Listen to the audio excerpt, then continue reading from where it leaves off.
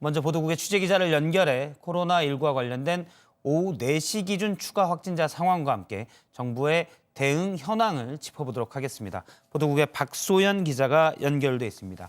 박소연 기자, 오후 들어 추가된 확진자는 몇 명이 있습니까?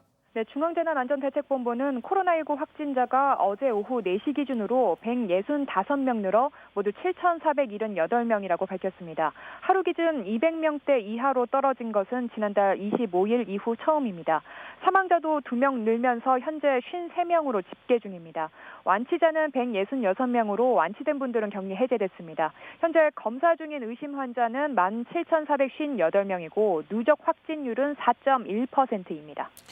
예, 일단 오늘 0시 기준 그리고 4시 기준으로 봐도 마찬가지입니다. 지금까지 봤던 것과는 추가 확진자가 조금 줄어드는 모습입니다.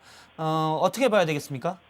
네, 정세균 국무총리는 오전 중앙재난안전대책본부 회의에서 대구 지역 신천지 신도의 진단 검사가 거의 마무리되면서 가파르게 치솟던 확산세가 다소 주춤하고 있다고 했습니다. 그러면서 아직은 조심스럽지만 조만간 변곡점을 만들 수 있을 거란 희망이 보인다고 했습니다.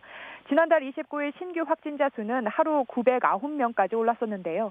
지난 5일부터는 518명, 6일에는 483명, 7일에는 367명으로 점차 줄고 있습니다. 자, 여전히 확진자 비중이 높죠. 대구 경북 지역 상황을 좀 더 자세히 짚어보죠. 현재 방역은 어떻게 진행이 되고 있습니까? 네, 지역별 통계를 보면 아직은 대구와 경북의 환자 수가 90%를 차지하고 있습니다. 현재 대구, 경북 지역 신천지 신도 대상 조사가 마무리 단계에 이르면서 증가 추세가 다소 둔화는 하고 있지만 여전히 의료기관과 사회복지시설 등을 중심으로 하는 추가 전파가 확인되고 있습니다.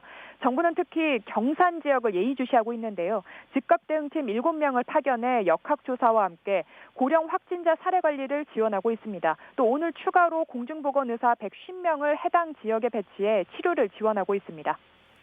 예, 우리나라는 오늘 보면 매일 늘어나던 추가 확진자는 조금 주춤하는 모습인데요.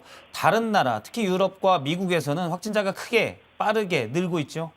네, 그렇습니다. 어제 기준으로 모두 91개 국가에서 환자 98,173명이 발생했습니다. 아시아 지역이 특히 많은데요. 중국과 일본, 싱가포르 등 19개국에서 81,666명, 유럽에서는 이탈리아 40개국 9,242명, 중동 지역에서는 이란 등 15개국 5,029명 등입니다.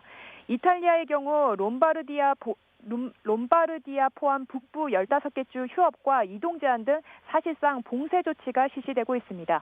미국의 경우는 워싱턴주, 캘리포니아주, 뉴욕주 등 9개 주가 비상사태를 선포하고 주 정부 차원에서 대응하고 있습니다.